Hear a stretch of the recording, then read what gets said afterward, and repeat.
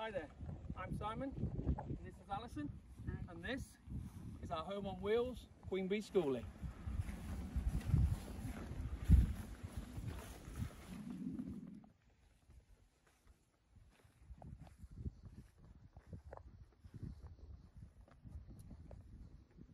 Okay, so what it is a Crown Supercoach from Los Angeles in California.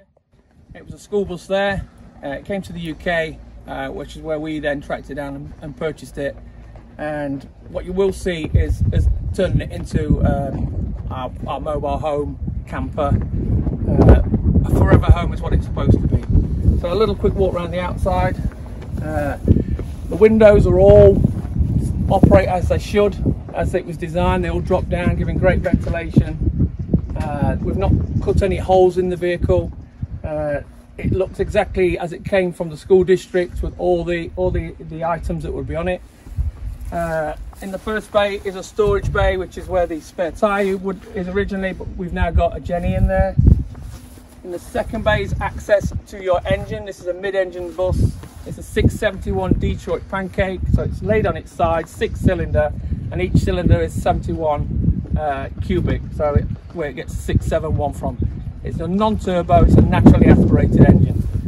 Runs really well, rock solid, very low torque, but just runs forever. Really good, really strong. Move further around. You'll see at the back end, when we go inside, is where our bedroom area is. Fuel filling point. And one of the few things we have actually done on the outside is obviously put this slogan on in regards to a few things in life that we're happy for you. One of the nicer features that most people agree on is the shape of the back end. It's an aluminium bus, and the shape at the back, a lot of people refer to it as Airstream, but it's extremely rounded, well balanced, two very cute little windows that give it that face-like, cat-like look. Having a mid-engine allows this back end. There's a large boot area which is under the bed, and the exhaust that hasn't been done after. This is a factory-fitted exhaust that comes through the bumper like that. Lovely looking. Really is a nice little feature, and it keeps the exhaust up high for clearance up hills, so the back of the bus doesn't bottom out on anything. With I've got about a 10-foot overhang from the back wheels. Still got all the school bus stuff on, so the word school bus is still on. In the States, it's a federal offence to overtake a school bus when the red lights are on. So when the red lights on, all vehicles, as it says on the back there, should stop. 365E is its original number from the Embry company that owned the bus and ordered it. And you can track what school district and where this worked when it was still for the company, because that's its sort of tag number, shall we say. One of the things I'd like to do going forward is, it doesn't have the chrome badge on the back. Unfortunately, it's lost a little bit of colour. So we are trying to track one down at a reasonable price, but they are very rare, a badge. So it'd be nice to get that one feature back on. As we come down this side, the louvers on the bottom are for the exhaust vent, because obviously the exhaust runs here, so that gets a little air through. Obviously there's an emergency exit at the back, which again is in our bedroom, making use of that space and having a second door out of the bedroom. This bay, this section is for the cranking batteries for starting the bus. There's two in there. This is where the air gets sucked into the blower, and the engine obviously sits on top.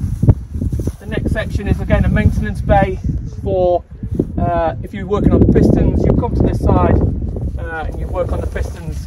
I believe the design of the bus and where the engine is and how that's designed is so that you haven't got to jack it up, you haven't got to put it on a ramp. You can gain access to the engine on three sides very easily, extremely easily. The next section is the water fill and the radiator. Again, it's not slung at the front. I don't have a big grill. It's here, and it pulls the air in as you drive down, sucks it in that way, and blows it out there.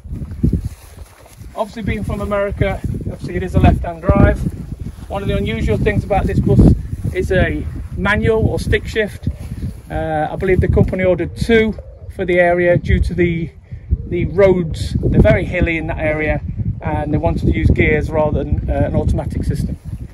As we come to the front,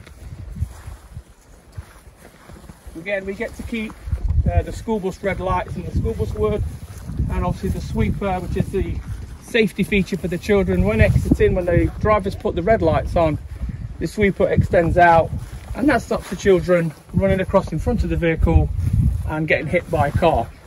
Even though on the back of the bus it states there should no cars be overtaking this while this bus has got the red lights on.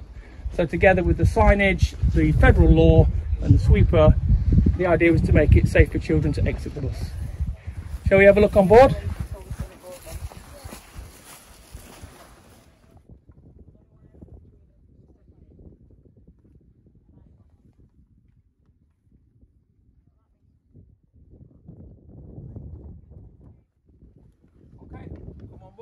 Have a look. So another feature in this bus is you've got the Myelometer, which is in the centre there, which is how many miles the bus has driven. You also have a motor miles, how many miles the engine has done. Bear in mind, this bus would have spent hours and hours sat outside of school, not actually moving, but with the engine running ready for the end of the day.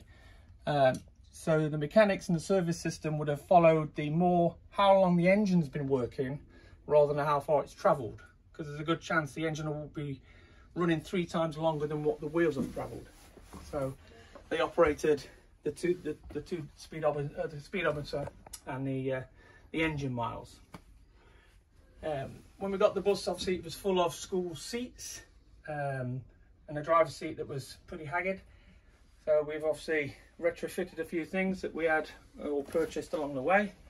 These being one of them, the Alfa Romeo seat for there, and the passenger seat, which is on a swivel base bolted through to the main chassis. As you look down the bus, we've insulated the bottom half of the windows and tongue and groove those out. That keeps the bottom half warm. We've fitted this bed settee. This pulls out into a double when the grandkids are over or guests, and it's a sufficient space for people to sleep in. And there's a TV if they need to watch that as well. The kitchen area is just a galley style.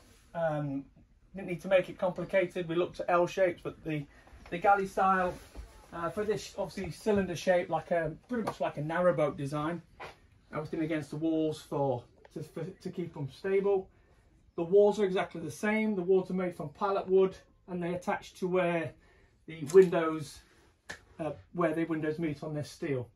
One of the things you may have noticed is a fridge in the corner, innocently sitting there. That was one of the items Alison wanted. She insisted that she really wanted us to make a fridge, so this is the vehicle we've decided to put it in.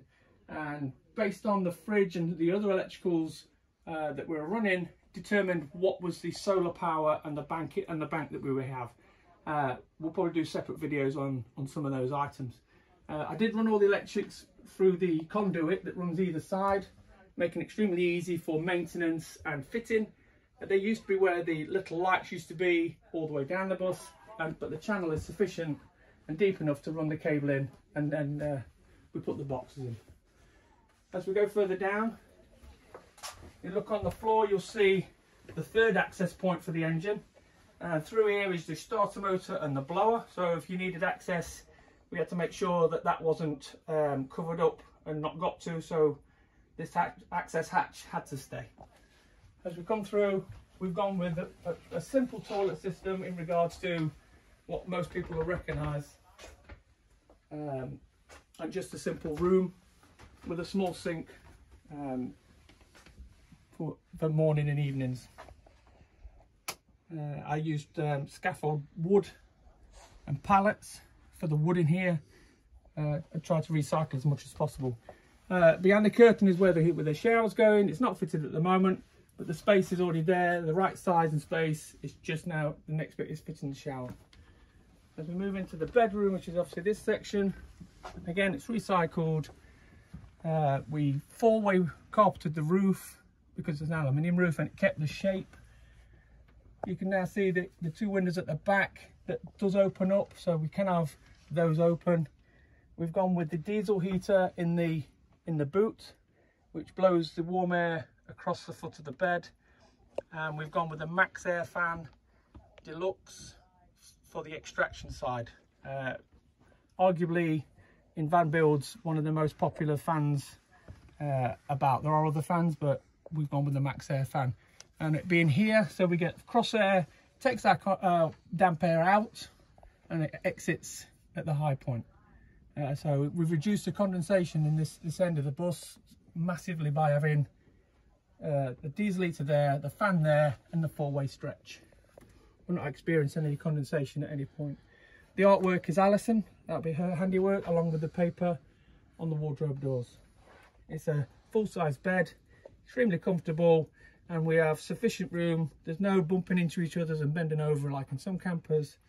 It's exactly what we had available to us. And when we moved the mattress and the bed in, was pretty much when we moved on board, because that's our mattress out of our bedroom at home, and we've probably been now living on it for probably 13-14 months.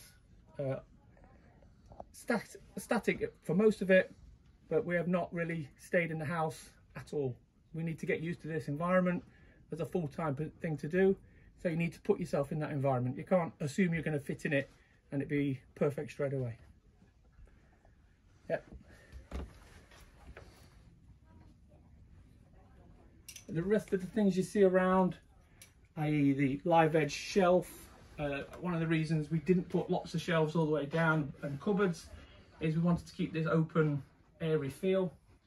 And the number plates which we've accumulated on our trips to the States when we got married in Vegas.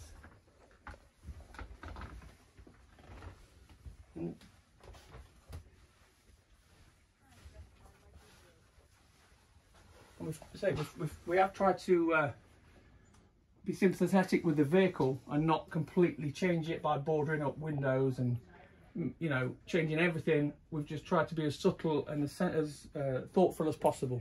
So from outside it looks like a regular American school bus, but in here it's the design that Alison wanted and the feel that we wanted to put in place. And I think we're really happy, and I can't think of anything at the minute that we're planning on changing, so we're just living with it, and like I say, you live with it for a bit and see if anything needs changing.